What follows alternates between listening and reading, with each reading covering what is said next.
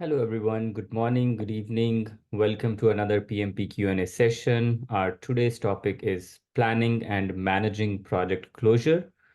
So let's start question number 1.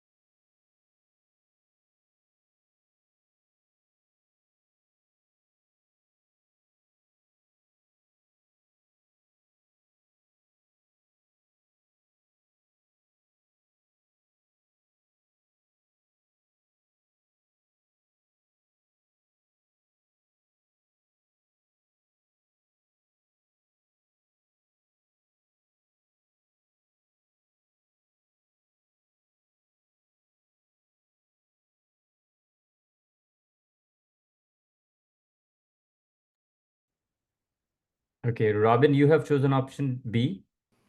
Yes, option B. Yeah. Develop the final report. That should come right at the end. I think so.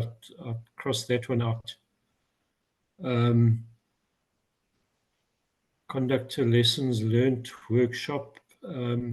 That's still in that we're still in the early phases to do that. And archive all project documents that would come later. So from what I can recall, releasing the project resources and close out contracts with vendors would apply at this stage. All right, thank you. But Robin, when you release all project resources, then who will be conducting lessons learned workshop and everything?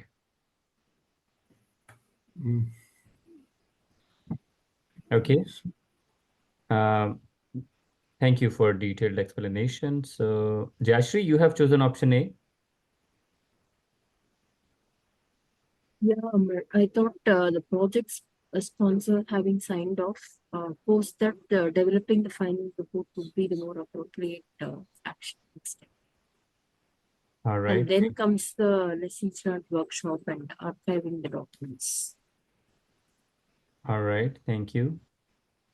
Amanullah, you have chosen option D. Thank you. In fact, I've gone through all the explanation. The question for me, it was a bit not clear, but it's still, because it's going to be when the project is closed, definitely you have the closure document where you go, and a part of it to close the project is to conduct lessons learned. And that is why, in order to encompass that, I thought that D would be a good option. Then that means that you have conducted lessons learned and closed the tasks in PMIS, and you archive all the documents there. That is what I thought that might be a good option, D. You're mixing two options. You're saying the right option is conduct lessons learned and then archive. This is what you're saying? No, I mean that when you close a project, so there are multiple activities that you do with the closure document, in my opinion. So part of it is conduct lessons learned or document whatever you have learned during the project implementation. So to have that C, it is going to be, in my opinion, still incomplete. So then I went with D, that archive all project documents that will include the lessons learned, the report and everything. So and also deliverables that were delivered in PMIS. That is what I came to land on D. Yeah, that makes sense. But first you will conduct lessons learned, only then you would be able to archive. If you don't have lessons learned, then what you will be archiving? So directly archiving, I mean, doesn't make any sense. Okay. So Yes, you're D is not the right answer. All right, Mohan, you have chosen option C. Right. I mean, the project is signed off by the sponsor, and I thought the option C would be the most appropriate next step, where the team sits down and does the lessons learned based on their experience and capture that. Then it would be essentially D. Um, I don't think makes sense because it just talks about final report to update the project budget and schedule to reflect variances. So I struck that out. And then I would say the last step would be release all resources. All right, correct. So the correct answer is option C, conduct a lessons learned workshop to capture and document project experiences. Why? The reason is that option one, option A, develop final report to update the project budget and schedule. That is done uh, a- as a last option when you have conducted lessons learned workshop, when you have documented. So some of the lessons learned, key lessons learned, they go into final report as well, right? So before final report, you make sure that you have learned lessons learned. Release all project resources. If you have released all project resources, then who will be conducting lessons learned workshop? Who will be working on that? So B is not the right answer. Archive all project documents in PMIS. So PMIS, Project Management Information System, is normally used for the current project, right? So it's an active automated system that you use to work on project information. So normally archiving is not done in PMIS, it is done in organizational process assets. And still it's the when you conduct lessons learned workshop and capture lesson learned, then you do archiving all project documents, right? So if you do archiving first, then what you will be doing with the lessons learned workshop. So the right next option is option C, that is conducting lessons learned workshop. Let's read the explanation.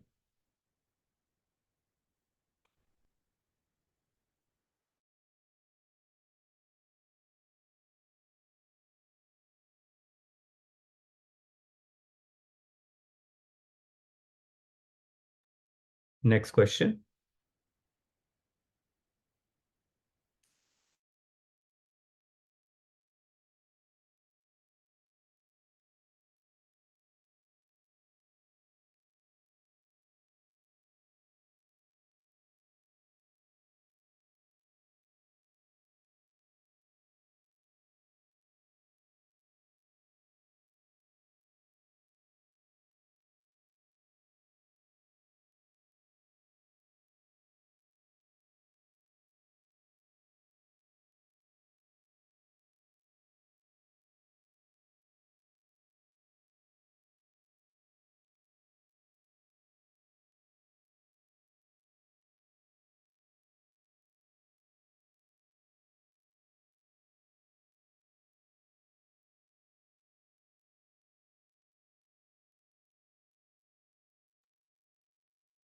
Vivek, you have chosen option D.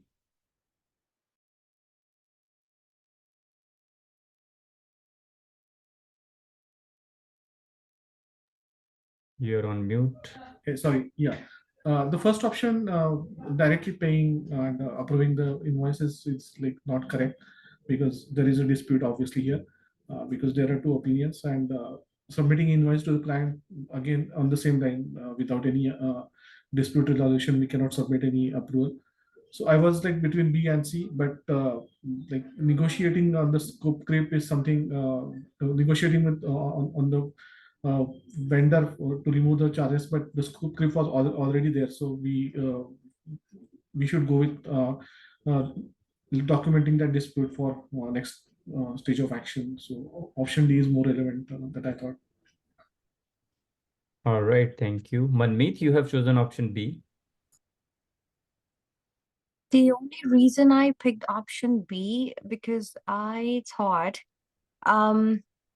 that there's an unexpected charges for the rework caused by the scope creep, and the first step is going to be for me to talk to the vendor and negotiate about it. If that doesn't go, then I will move it to either C or D. That's what I thought. That first step should be B. All right. But why you want the vendor to remove the rework charges? If work has been done, then you have to pay it, right? And it's clearly written. The reason behind this additional scope is client. So because of client, if vendor has done something, they should be paid, no? Why we want them to remove the rework charges? Because if they have done the work, they should be paid. What do you think? Yeah, they should pay for it. Yeah, with your explanation, it makes more sense now. All right. So the problem with option B is that yes, negotiation is the first option, or we should negotiate, but we should negotiate for something like, okay, wait, we will be processing your invoice, take some time, and take the vendor into confidence. Yes, this is what you can do. But if the work has been done, you have to pay it sooner or later. So option B is not correct. All right. Gagan, you have chosen option C. Yes, Amar. The major reason because vendor has done this work on the request of client. So when client, we as a project manager, we are the in between party, medium party. The client has to ask us to do any work by the vendor, but he has asked directly vendor, and vendor has done without our permission. So that's why I thought the invoice should be submitted to client for approval if they have requested this. All right, thank you. Aminullah, you have chosen option D.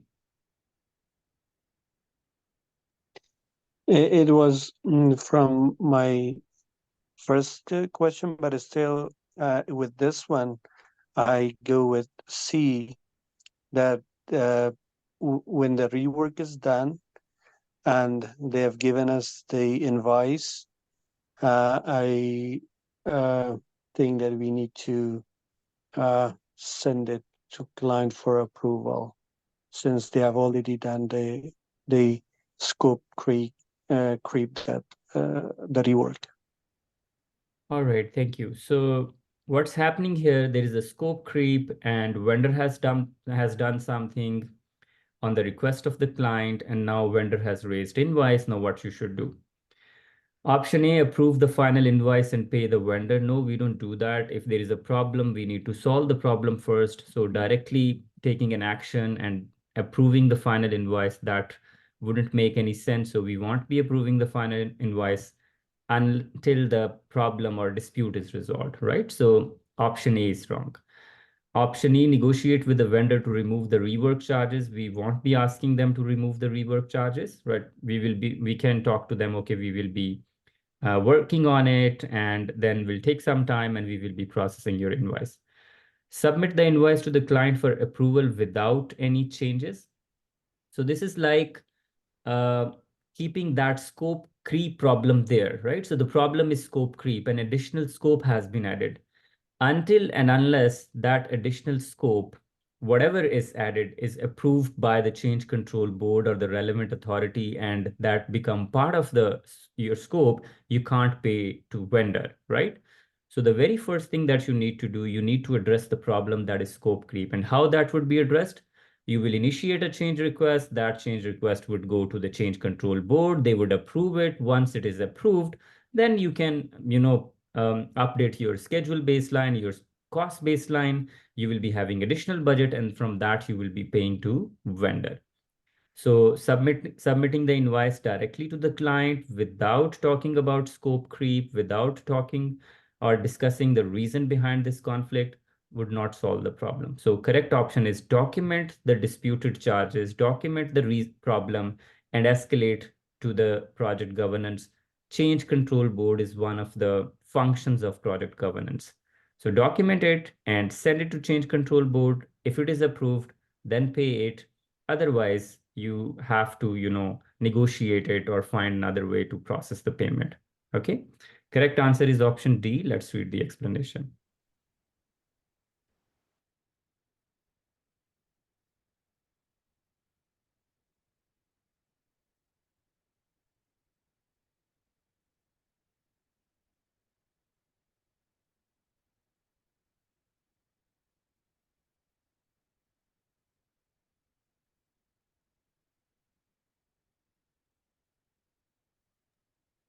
All right, next question.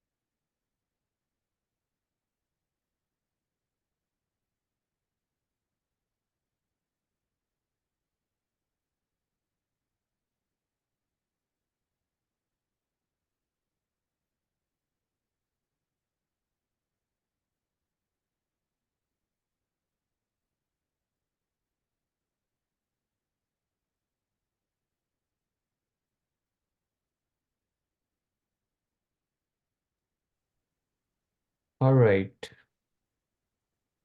Anton, you have chosen option C. Hi guys. Yeah, I think option C would be the best way forward, since project manager could not even be there at the next project, but keeping it documented and sitting there for future generations, I think is the best way to capitalize on this. All right, thank you. Manmeet, you have chosen option A. The only reason I picked option A because project manager is facing limited resources and time constraints, but he wants the team to follow up the lessons learned from the previous project to the future one. So if for something that needs to be effectively implemented, I think follow-up meeting would be more effective, like talking and making sure whatever they learned, they implemented. That would be the first step. That can be the effective solution in this scenario. That's why I picked A. I was in between A and C actually, so I picked A just because it is more effective follow-up meeting. All right. So the problem with option A, as Anton mentioned, so project manager is for current project, right? So the problem says, what is the best practice for the PM to ensure the captured lessons learned are effectively implemented, right? So it's not the project manager's job to make sure that, whatever lessons learned have been captured, they are implemented in future projects. Right? That's not the PM job. PM job is to successfully close the project, deliver it, and document lessons learned, which could be used or referred in the later stages or in later projects. So PM won't be having follow-up meeting with the project team because after project, there won't be any project team. If there is no project team, if there is no project, if there is no project manager, then with whom you would be having a follow-up meeting, right? Because it would be organized, it would be part of organizational process assets, OPAs. Anyone in the organization can use that, not just this project team. So having meeting with the previous project team, that would not solve the problem. So option A is not correct. All right. Robin, you have chosen option C. Yes, option C.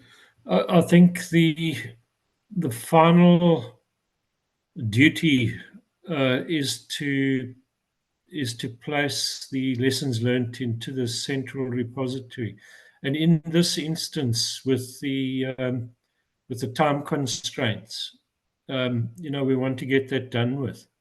So that would be the best practice to ensure the captured lessons are effectively implemented. We'd be doing that at an early stage. All right, that is correct. So once you conduct your lessons learned workshop or lessons learned meeting and you capture lesson learned, as it is mentioned, team has successfully completed a lessons learned workshop and identified several valuable insights for future projects, right? So the next step is document the lessons learned in central data repository. We call it lessons learned repository, which is accessible to anyone relevant in the organization. They can refer to it, they can learn from it for future projects, right? So it's not the PM job to make sure that whatever lessons they have learned in previous projects are implemented in future projects, right? I mean, it's the collective responsibility. So document the lessons learned in a central repository and trust the team to reference them during future projects. Correct answer is option C. Let's read the explanation.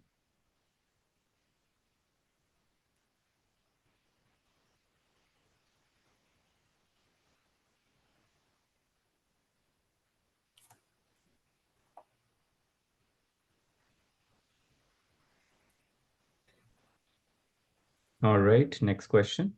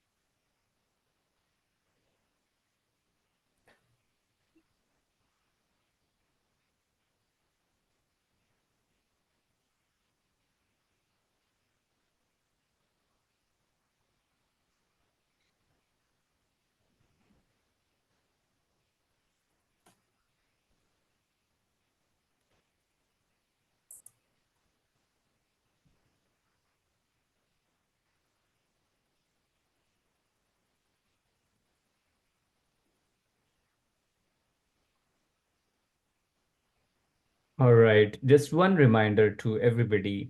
If you are just relying on these Q&A for preparation, I don't think you would be able to pass the PMP exam, because in order to solve these questions or to find the right answer, you need to have a background knowledge, right? So please study, spend some time when I share the topic, spend some time, go through the content, study it, then you would be in a better position to answer this. I can see some of you when answer, you just guess. You don't have any background about the topic. So if you go with this mindset or with this level of preparation in the exam, then it would be challenging. So go through the topic, go through the notes or whatever resources I have shared, and then come prepared in these sessions. This would be really helpful. So this is how you will be preparing. Or once we complete the session, then go back and review the resources. All right. Robin, you have chosen option A. Yes, of option A, the closing activities are part of the project management plan, and I consider this as the best option in this in the situation of where we are now, is to update the status of the project completion and revise the project management plan. All right. Thank you. But Robin, what's the point of revising project management plan once you're done with your project? Yes, I don't have difficulty with that. Yeah, Robin. it makes sense. Like you update the status of the project completion, but what's the point of revising PMP? So we don't do that, right? So there is no need of, Right. we revise PMP in the middle of the project when we change our approach. We want to do project management differently, or if there is any change in the baseline, scope changes, cost changes, schedule changes. So we don't do A. But yes, first part of this option A makes sense, but not the second one. All right, Mary, you have chosen option B. Well, yes, as you mentioned, option A doesn't work because of the revision to project management plan. Release the project resources and organize a project completion celebration. I would also eliminate, and then stays B and C. I guess there is always some meeting with this is governance board, so about acceptance or this is governance board, so maybe B is also not the one, but then execute the planned knowledge transfer activities. That is maybe the one that stays. That. So what is your answer, B or C? Yeah, I'm between B and C.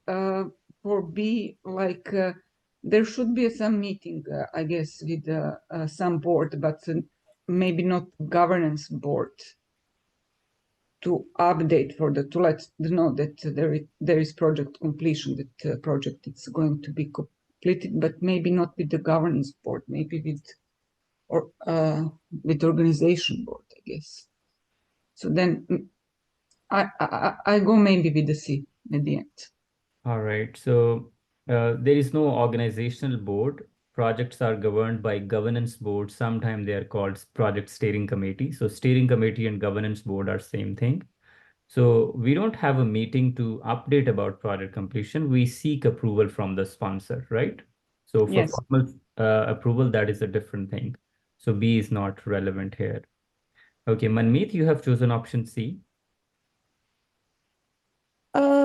It took me a while to understand. The only reason why I picked option C, to my understanding, knowledge transfer is uh, we capture the documents or maybe the information that we learned in that 6 months project, and we store them for future use. So it still says it's finishing up. So it's in the middle of finishing up. So that would be the priority activity, like priority activity that project or the team lead should be doing when he's finishing up the project. That's what I thought. All right. So this question is exactly similar to question number 1, I guess, where we talked about document lessons learned. So once you are finishing your project, one activity that you do as part of project closure is document lessons learned. So option C talks about exactly the same thing. Execute the planned knowledge transfer activities. Means document lessons learned and then transition it to lessons learned repository. Once you do that, then you release the project resources, right? So correct answer is option C. I have talked about A, I have talked about B. A, B, and D are incorrect. Correct answer is C. Let's read the explanation.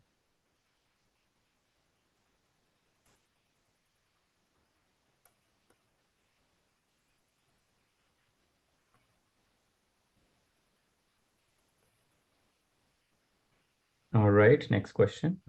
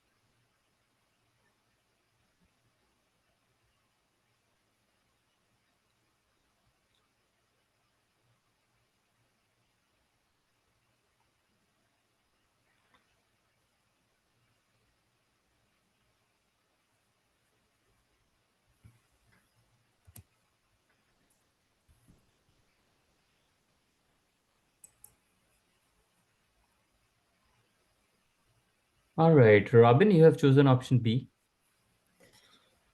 Yes, I thought it's a bit premature at this stage to start celebrating. Mm-hmm. And C, C and D, I thought those are pretty weak. But B fits the situation.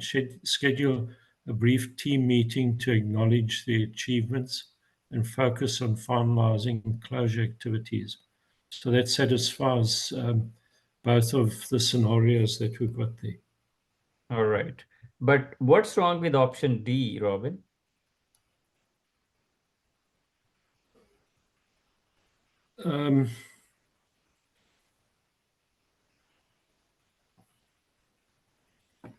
True. Okay. But thank you for explanation. Right. Mary, you have chosen option D. Yes, so I guess first you close the project and then you do recognitions or some celebration, but you finish everything all the when how Robin was explaining.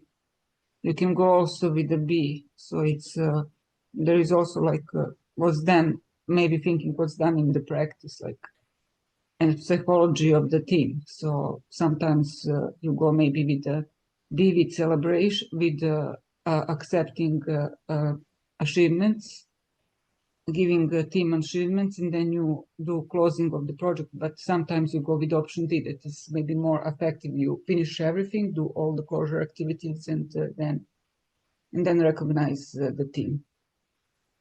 All right. So one thing, recognition is not a one-time activity. It's a continuous activity. We continuously recognize teams' achievements and their efforts throughout the project lifecycle. So if there is a need, our team member are eager to celebrate their achievements, whatever they have done, and there is a desire for recognition, so project managers should not ignore that. So it's not always that we recognize team members at the end of the project. So D is not a balanced approach. The balanced approach is schedule a brief team meeting to acknowledge their achievement and then focus on remaining whatever is left, because whatever is left is not the major chunk of product. It's just archiving. If you read the question, it says the project team is eager to celebrate their achievements, but the PM still needs to finalize some activities, including archiving documents and updating project records, right? So to have a balance, as Robin mentioned, we can schedule a brief team meeting to acknowledge or appreciate whatever they have done and then focus on remaining part of work. So acknowledgement, appreciation, this is a continuous activity that we do throughout the project lifecycle. Whenever it is needed, then PM can have such meetings, such, ceremonies or anything that fulfill this need. So correct answer is option B, schedule a brief team meeting to acknowledge their achievements and then focus on finalizing closure activity. Let's read the explanation.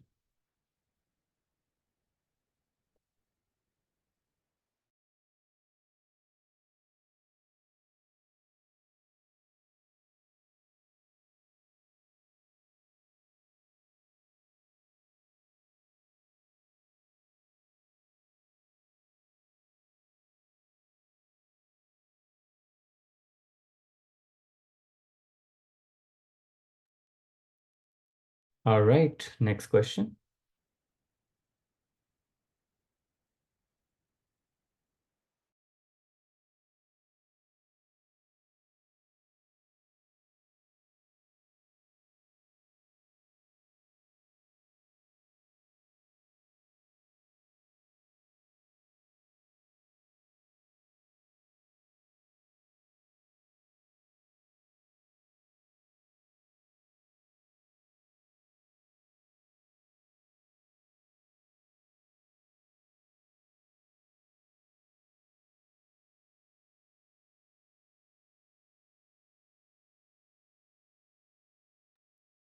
All right, Vivek, you have chosen option B.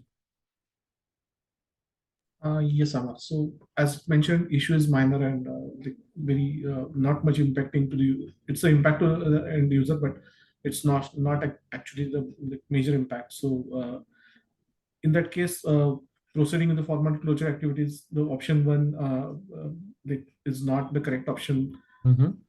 So instead of we can just document the issue that it's a issue of the open defect in the documents, and we can add a mitigation plan for the future releases or future steps within the project. So that's the best option, I think.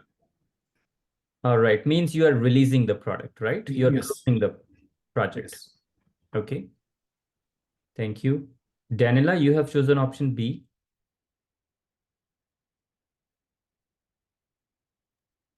Yes. Was more by elimination.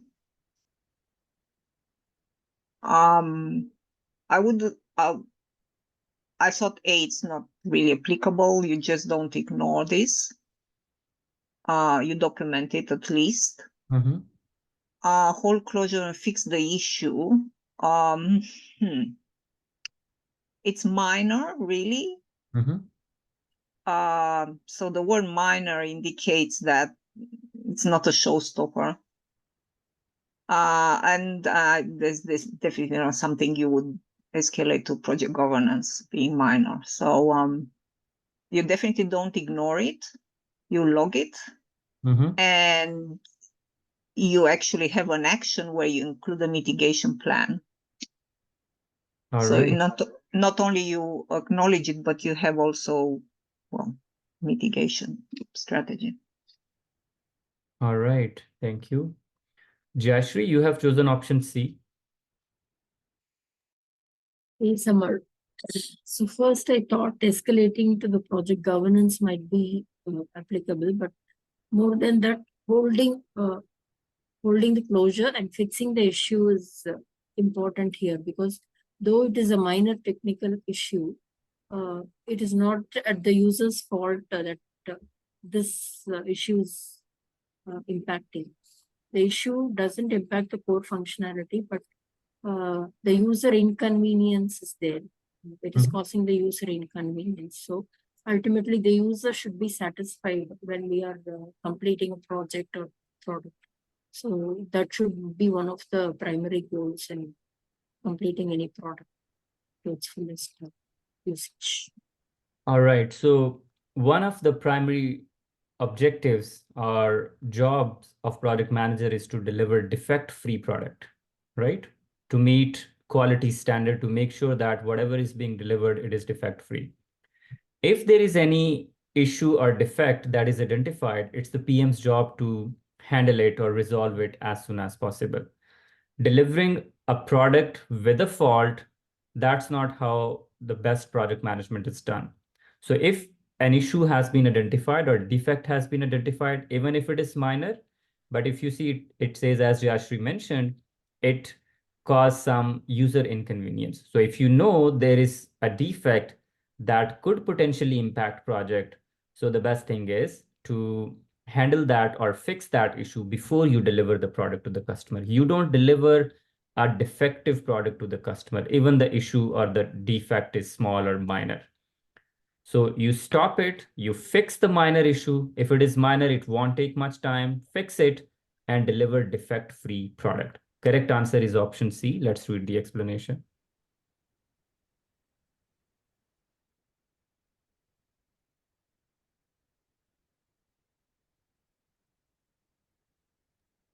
So yes, addressing it shows delivering a high quality product. Next question.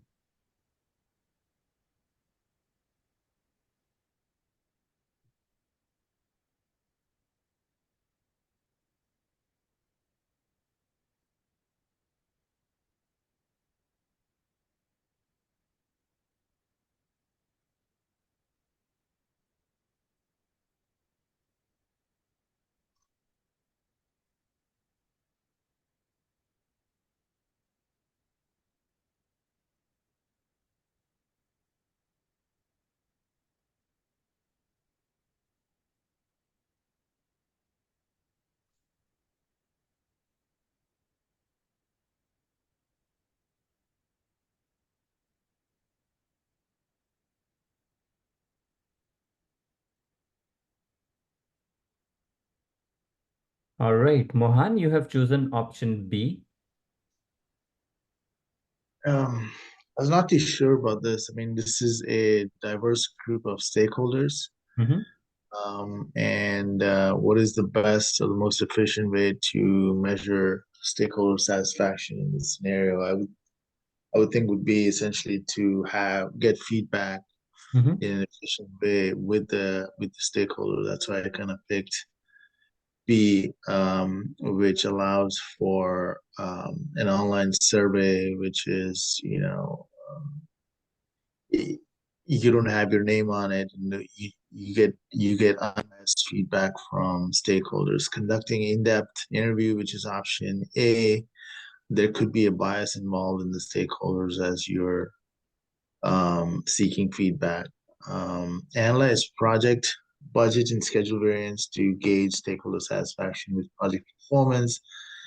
I, I think that's more for the performance measure, not necessarily for stakeholder satisfaction.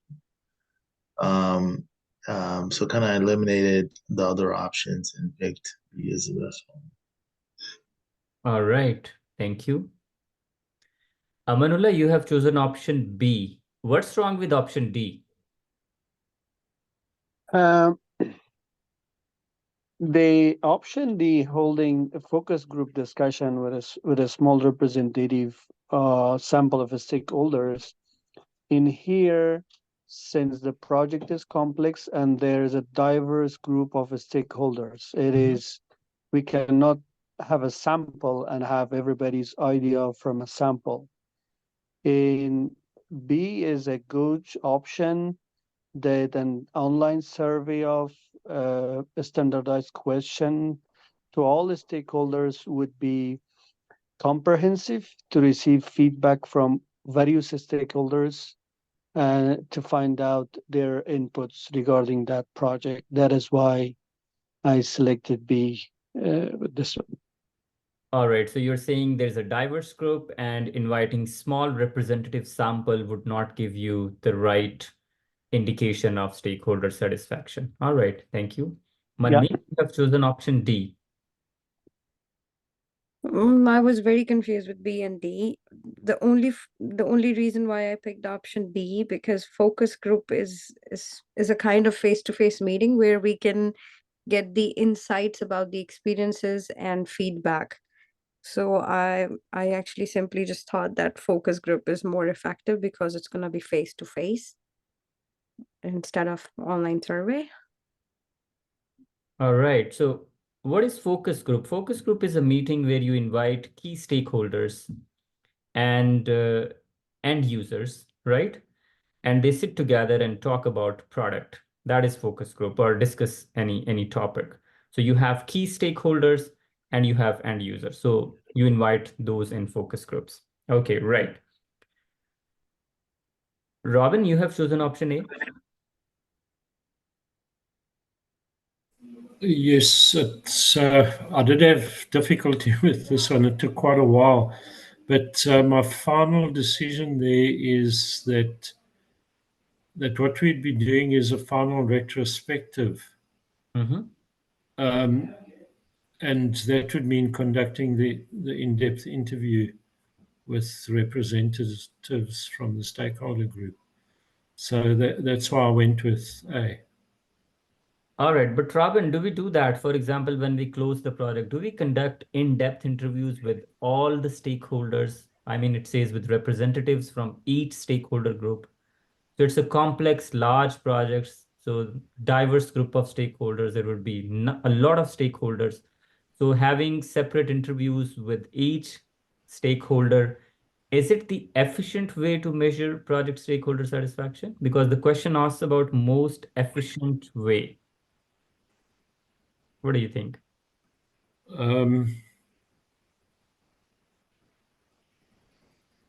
Yes. It could be a separate project, like you say, okay, we will be working on measuring stakeholder satisfaction, and it's a dedicated effort that you execute. And in that, you can say, okay, let's conduct interviews with all the relevant stakeholders. It could be a separate effort, but as part of project closure, we don't do that, right? We don't conduct separate dedicated interviews with all stakeholders because it's not possible. It's really time-consuming activity, right? And closure is the time when you just hand over the project and make sure that formalities are fulfilled and team move to the next stage. So we Correct. conduct in-depth interviews because this is not the most efficient way, right? You can say it's the most comprehensive way, right? Not the most efficient way. Like if you say, what's the best way to capture each and everything about stakeholders' satisfaction? So yes, the best way is to have an in-depth interview with them, but that requires a lot of time. But question is asking about the most efficient way to measure stakeholder satisfaction. So when we have large audience, which are geographically dispersed, and when we are interested in statistical analysis, we go with surveys. So for large audience, the best way is to elicit information is conduct surveys. The correct answer here is distribute a short online survey with standardized question to all stakeholders. This is how you would be learning about their satisfaction. So you can ask them some basic question and you'll get to know if they are satisfied or not. So this is the most efficient way to understand stakeholder satisfaction. All other options are irrelevant. Let's read the explanation.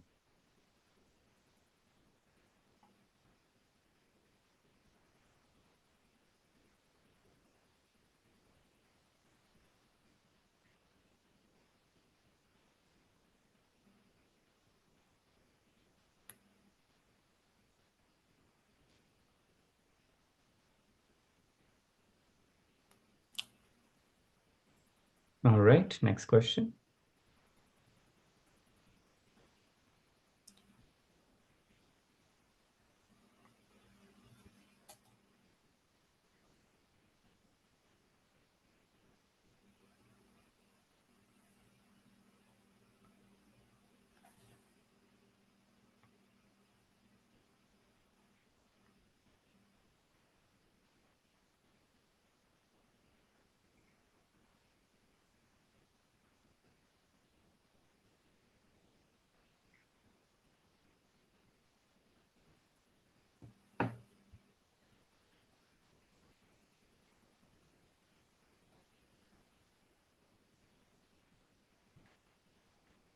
All right, Daniela, you have chosen option B.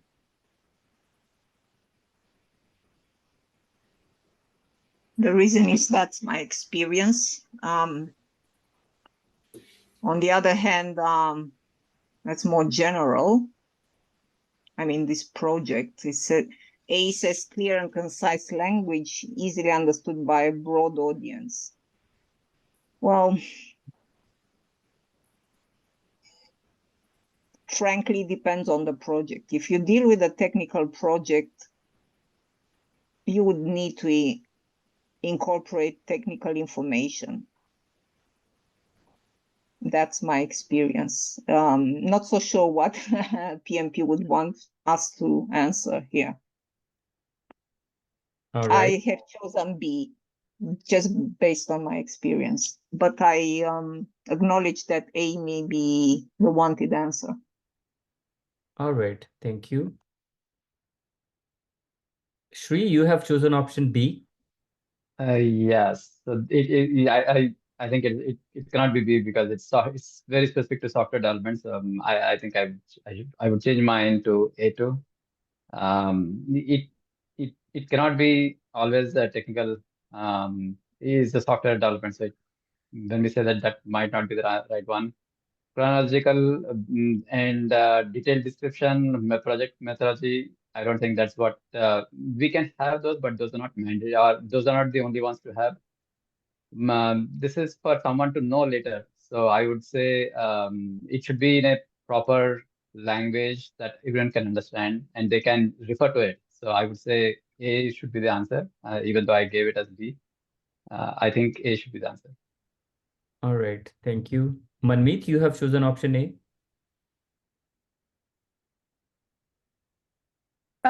I picked option A because I believe if the language is clear and concise, and every audience, like broad audience, can understand the language, that can be a really a helpful asset for them to use in the future.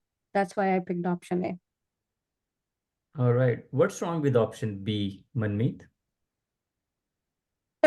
Technical details in specific software. This is specific software development. That goes like lesson learned is for everyone to use it for their future reference for every like all sorts of similar projects in the future that they are taking the reference from the lessons learned repository or register. So this technical details in specific software is goes with the specific software area or project. That's why I did not pick B. All right, but lessons learned are always relevant to your project, right? So if you're working on a construction project, so your lesson learned would be relevant to that construction project. If you're working on a software project, the lessons learned would be relevant to software project. If you're working on a, let's suppose, vaccine development, lessons learned would be relevant to vaccine. So lessons learned are always specific and relevant to your project. No, Manmeet? Yes, they are. But I believe language has more strength somehow. Okay. I can be wrong. Yeah, All right, makes sense. But you understand the argument I because did. yeah, you were saying like since it's software, lessons learned could be generic. No, lessons learned are very specific to your project. Like what went wrong in your project? How did you handle those situations? All right, good. Thank you for explanation. Robin, you have chosen option A. Yes, the reason being all of the options there are apply. You know, they've all got some sort of meaning to the lessons learned. But A would be the word characteristic.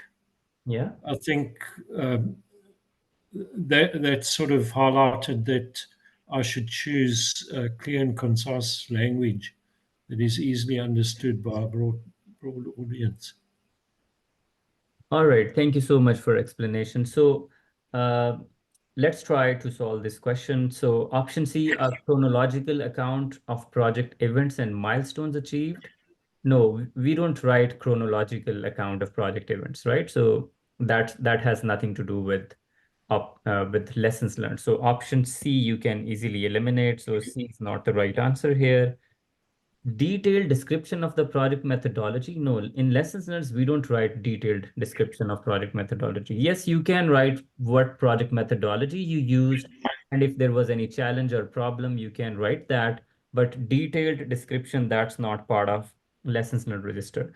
Now, option B and option A.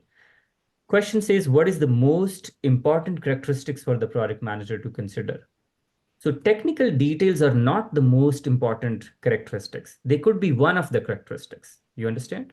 You can write technical challenges, but that's not the most important characteristics of project. It could be one of the characteristics. Maybe there's another challenge that is relevant to people, right? So it's not always that you focus on technicalities, you focus on people aspect as well, you focus on business aspect as well. So this is not the most important characteristics. So B is not always the right answer. Clear and concise language that is easily understood by a broad audience. That's yes, when you write your lessons learned, make sure that whatever you're writing, it is precise and it should be comprehensible. It should be understandable by anyone who would be using in the future, because anyone in the organization would be referring to these lessons learned. So correct answer is option A. All other options are incorrect. Let's read the explanation.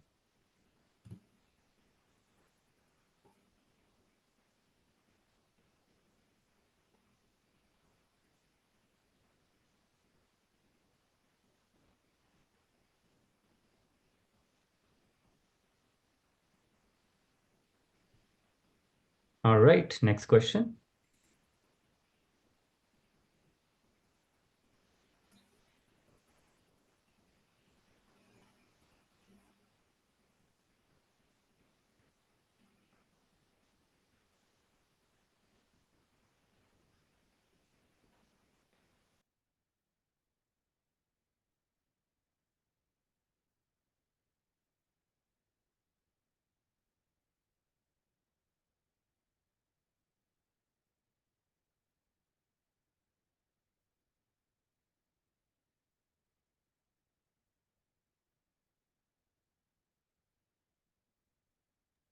So there might be a missing word here. Just let me add that so then you can answer. So this workshop is for lessons learned, right? So lessons learned workshop, just to have more clarity. Now please answer. You can change your answer if you have already.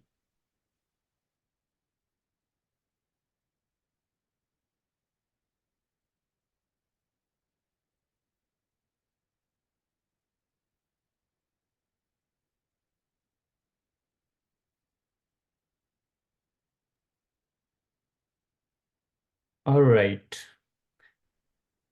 Okay, although it's written here as well, request the development team member to share their lessons learned. So you get some indication that the workshop is about lessons learned, but just to give you more clarity, I have written lessons learned workshop.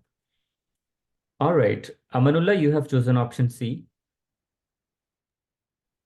Yes, looking into other options in here, since the project members, they have already transitioned or they are transitioning.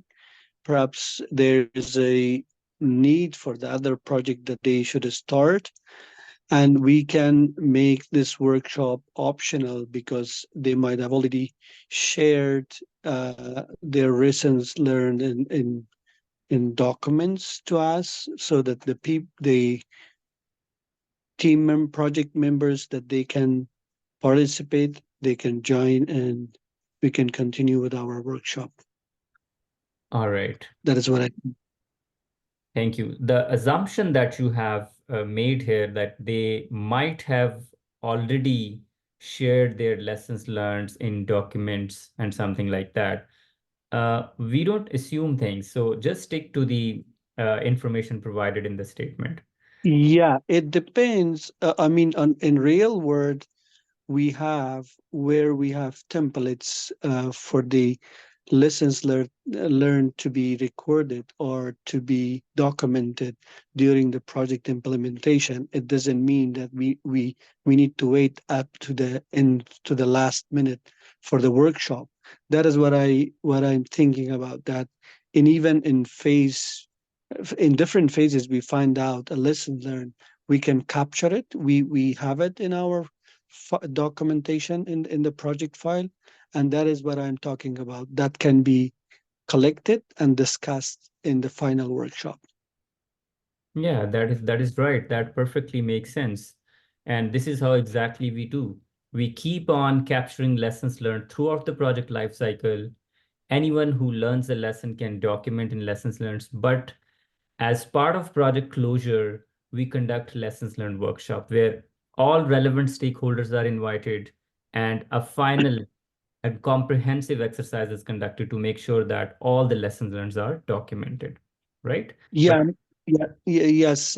Thank you. Sorry for interruption. In here, I would say, in real world, it doesn't happen for every project that there is a lessons learned workshop.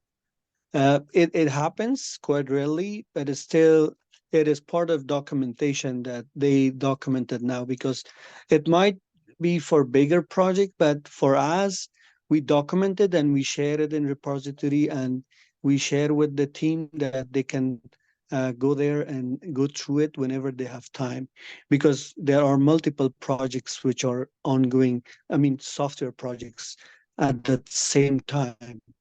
There is no time for lessons learned for each project I mean, this is what in real world that I see practice it. That's what I'm saying. Yeah, so that's why PMI emphasizes on taking some time for these activities because these are really important. Completing the project and moving on to next project just because of time pressure and not learning from whatever you have done, PMI does not endorse it. PMI explains a different strategy and emphasizes that you should find time to do these activities. So there's a slight difference between what organizations do and what are best practices, right? So maybe different organizations do it differently, but as part of closure activity, we conduct lessons learned workshop to make sure that relevant stakeholders are invited. All right. Manmeet, Thank you. have chosen option B.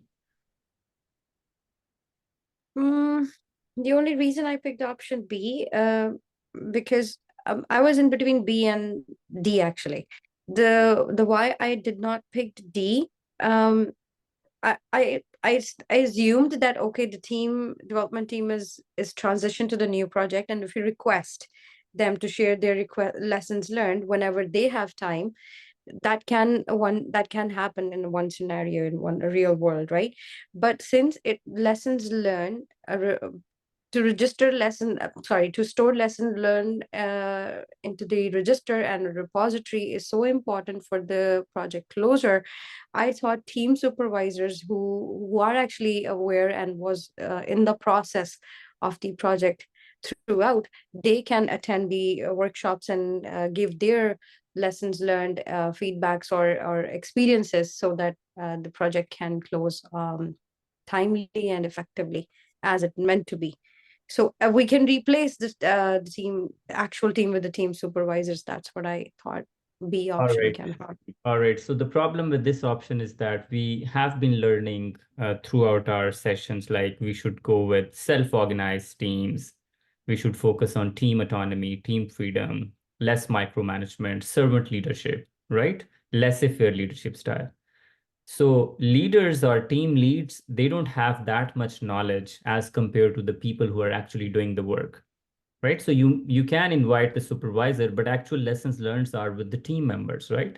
So just relying on one person to collect lessons learned of all the team members, this would not help, because different team members have gone through different experiences. So it's better to invite them and to learn from them rather than one individual, right? So ask the team supervisor to attend the workshop. This would not help you document comprehensive lesson learned. So option B is not correct. Manmeet, does it make sense? Yes, it does. Yeah. All right, thank you. Robin, you have chosen option D. Yes, I considered that option A wouldn't really be an option because they immediately transitioning to a new project, and B and C would actually exclude any lessons learned which could be important from members of the development team. So requesting them to share their lessons learned would be a way of All right, got it, yeah. got it. Thank you. So you're saying option B and C are not correct, and convincing the functional manager is not relevant because team is already transitioning to a new project. Okay, right. Correct answer is option A. Why it's the correct option? Because PMI believes that formally closing the project is really important. And documenting lessons learned is one of the important activities in closure activities, or when you're going to close the activities. Without this, a project is not formally closed.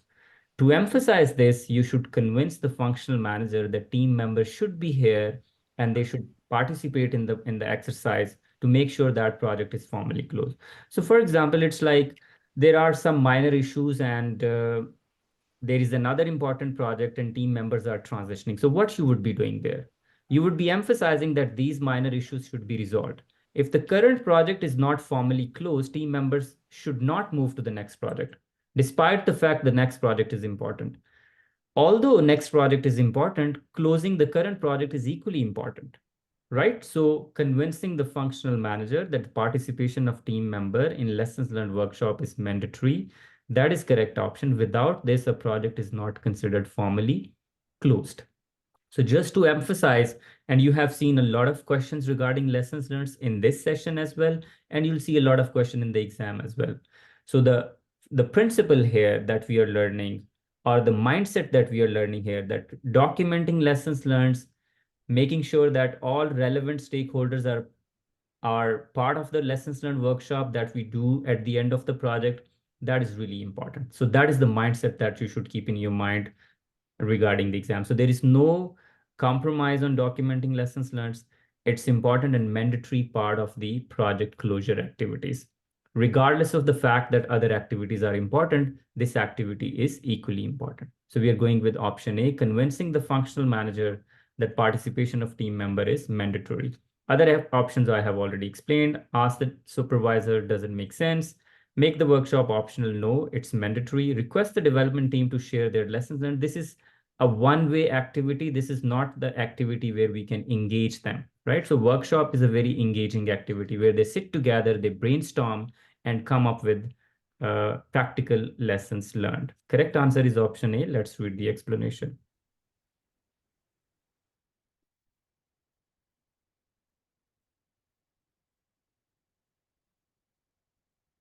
So just to emphasize for one more time, if the question says that you have done the project has been delivered, but due to shortage of time, you couldn't find time to get formal acceptance because there is a pressure to move to the other projects. Yes, there is a pressure to move to other projects, but formal acceptance is a mandatory part of project closure. You have to do it. Similarly, documenting lessons learned, conducting this workshop, making sure that lessons learned are documented comprehensively. This is a mandatory part of the project closure. Right, next question.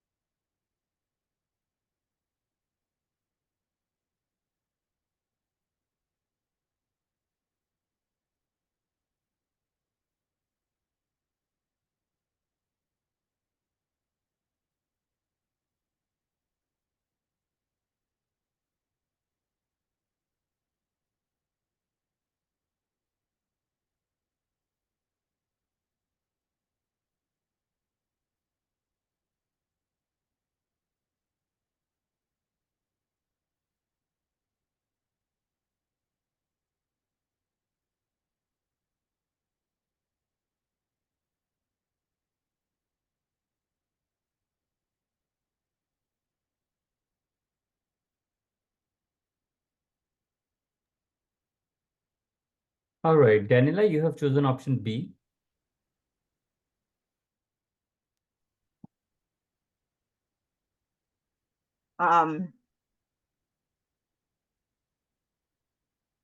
Yes, the most important.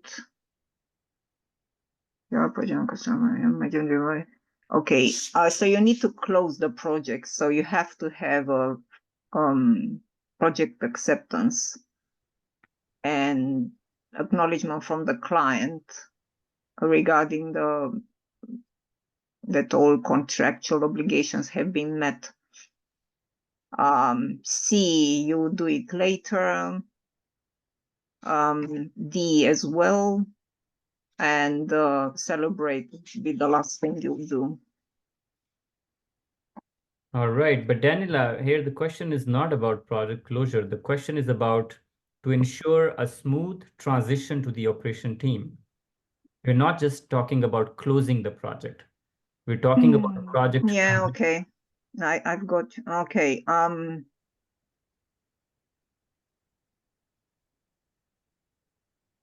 Then would be C. All right. So you transfer it to the operations, so you have to have user manuals. All right. Thank you. Yeah, sorry, you're right. I haven't read the correct It's okay. attentively. Okay. Gagan, you have chosen option C? Sorry? No, I'm talking to Gagan. So Gagan, you have chosen option. Yes, Amar, I chose option C. I was between B and C only, but as it is saying that you have to transition the project to operations team. So they should know how to operate whatever the deliverables are. So this is a necessary activity to be completed before closure. Distribute and detailed user manual for All the right. completed format. Thank you. Okay. Robin, you have chosen option D. Yes, I was juggling between C and D, but at the end of the day, readiness is the word that caught my attention there. To ensure smooth transition to the operations team, they would need to be ready to take. All right. Thank you. So you're saying for smooth transition, you should ensure readiness. Okay, thank you. Yes. Shri, you have chosen option B. Yeah. Hearing to what you say, I feel that's not right. Though I selected that, thinking that it should, before it is handed over to anyone, it should be formally closed and nothing should be left. Even the contractual obligations, that also should not be left for the next team to take over, and should be closed in all completely before it's handed over.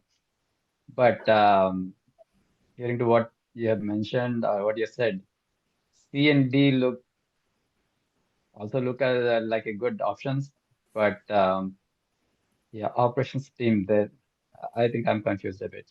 All As to right. what that should go. Yeah. So here we are not This is just tricky option. talking about project closure, we're talking about project transition. So transition is slightly different. Our transition is one of the activities under project closure, right? So transitioning is when project moves from, or product moves from project to operations, right? So then we do transitioning.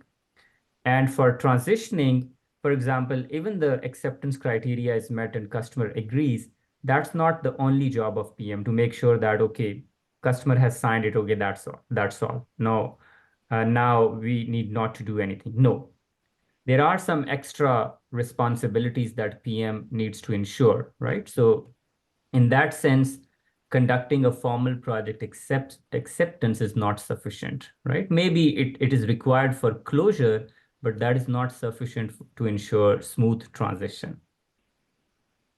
Yes, All I right. agree. Yeah. Mohan, you have chosen option D.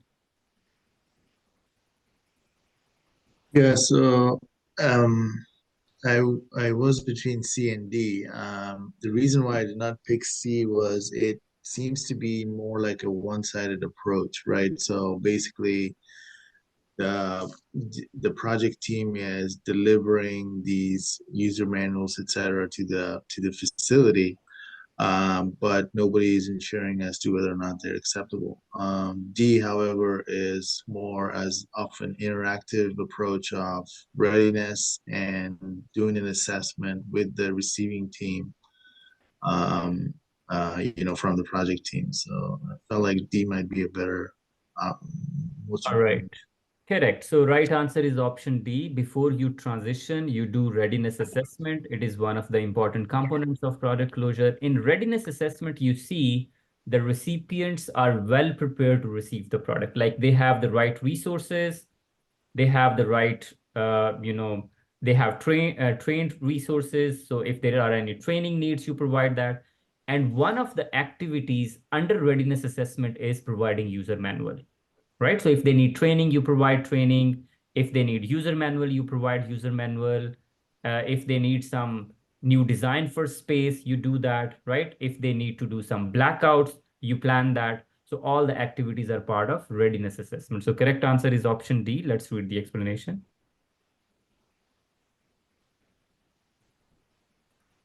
Actually, this is true. We do this in every project that we do, but yeah, it's just slipped out.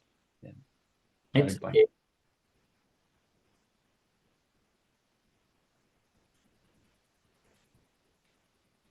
All right, everybody. Thank you so much. We're done with today's session. So what's your score in today's session?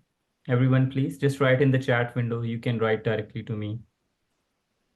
70%, 40%, 40%, 40, 50, 50, 70. All right. 30%. So anything less than 50% means you need to work on your on this topic. So go back, review the class notes, and that would be helpful. All right, everybody, thank you so much. We are practically done with the processes domain. We have covered all the topics, but I just want to have 2 more sessions on processes domain. One could be relevant to scope, or other would be relevant to stakeholders. But we're done with processes domain. We have already covered people domain. And after 2 sessions, we will be talking about business domain. We will be having 5 sessions on business domain. And then we will be covering 100% of the course content. And after that, we will be having mixed questions, right, from all the topics. So there won't be any topic. There would be just 10 questions from the entire course, right? So all the topics would be discussed on those. All right. Thank you so much. Take good care of yourself. I'll see you on Monday with an interesting lesson. Bye. Thank you. Thank you. Thank you. Thank you, Amar. Thank you.